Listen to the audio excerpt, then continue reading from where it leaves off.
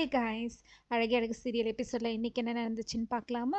எடுத்த உடனே சுரேஷ் தான் காமிப்பாங்க. சுரேஷ் சொல்லுவாங்க, இந்த உலகத்திலேயே பிடிக்காத 2 பேருக்கும் கல்யாணம் பண்ணி வச்சுருக்காங்க. இது எங்கே போய் முடிய போதோ, எப்படி என்னென்னலாம் நடக்குமோ தெரியலையேன்னு சொல்லிட்டு சொல்லுவாள். பொண்ணுக்கு வந்து பொட்டு வச்சு விட சொல்லுவாங்க. பொட்டு வச்சு எல்லா ஃபார்மாலிட்டிஸும் முடிஞ்சுட்டு காரில் ஏற வந்துடுவாங்க. சுரேஷ் சொல்லுவான், மாமா நானும் உங்கள் கூடவே வரேனேன்னு சொன்னோடனே அவங்க அம்மா சொல்லுவாங்க, என்னடா இது பொண்ணு ஒரு காரில் மாப்பிள்ளை ஒரு கார்லன்னு போய் வீட்டு வாசலில் இறங்குனா நல்லாவா இருக்கும்னு சொல்கிறேன். மாப்பிள்ளை சொல்லுவார், சரி நீ மாப்பிள்ளை சுரேஷ் நீ பேசாம நீ என் கூடயே வா, நம்ம எல்லாரும் ஒண்ணா போலாம், பொண்ணையும் இந்த கார்லயே வர சொல்லுங்கன்னு சொல்லிட்டு எல்லாரும் ஒண்ணா ஒரு கார்ல ஏறிடுவாங்க. இன்னொரு இன்னொரு கார்ல வந்து அவங்க அப்பா அம்மா மலரு அவங்கெல்லாம் கதிர் எல்லாம் போயிடுவாங்க.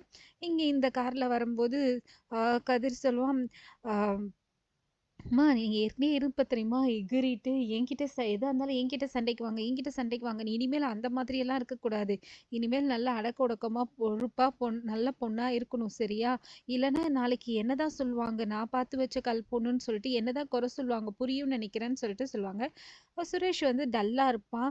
உடனே சொல்ல, டே மாப்பிள்ள நீ ஏன்டா டல்லா இருக்கிற, இப்போ நான் கூட தான் எனக்கும் உங்க அக்கா கூட தான் அரேஞ்ச் மேரேஜ், நான் கூட தான் உங்க அக்கா கிட்ட மாட்டின்னு இருக்கேன், அதுக்காக என்ன பண்றது, நம்ம வாழ்க்கை அப்படியே ஓட்டிக்க வேண்டியதானே. ரேவதி முறைப்பா, ஏய் என்ன ரேவதி முறைக்கிற, நான் சும்மா தான் சொன்னேன்னு சொல்லிட்டு சொன்னோடனே அவங்க பையன் சொல்லுவான், இவன் ஒருத்தவன் நடுவில் அவனுக்கு ஷாக் ஆகிடும், என்னடா யாரடா சொல்ற, இங்கே கேமில் சொன்னப்பான்னு சொல்ல. உடனே மதியும் ரேவதியும் சிரிக்க ஆரம்பிச்சிருவாங்க.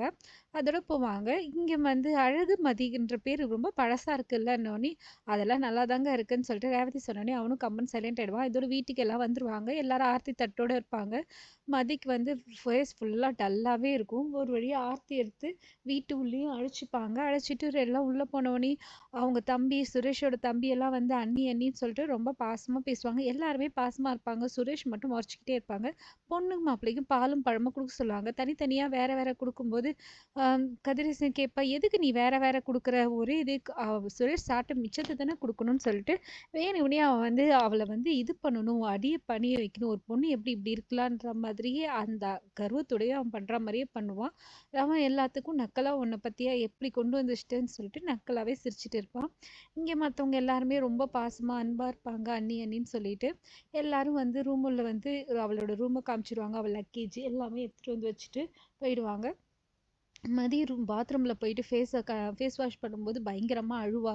கல்யாணத்தில் நடந்தது, சுரேஷ் பேசுறது, தாலியை பார்த்து எல்லாத்தையும் நினச்சி இதுக்கப்புறம் நம்ம வாழ்க்கை என்ன நடக்குமோ சொல்லிட்டு பயங்கரமாக அழுவா. இங்கே சுரேஷும் குளிச்சுட்டு 2 பேருமே ஃப்ரெஷ் ஆகிடுவாங்க. இதுக்கப்புறம் தான் வந்து சூப்பராக இருக்கும் எபிசோடு. மறக்காமல் மிஸ் பண்ணாமல் ஃபாலோ பண்ணுங்கள். தேங்க்யூ.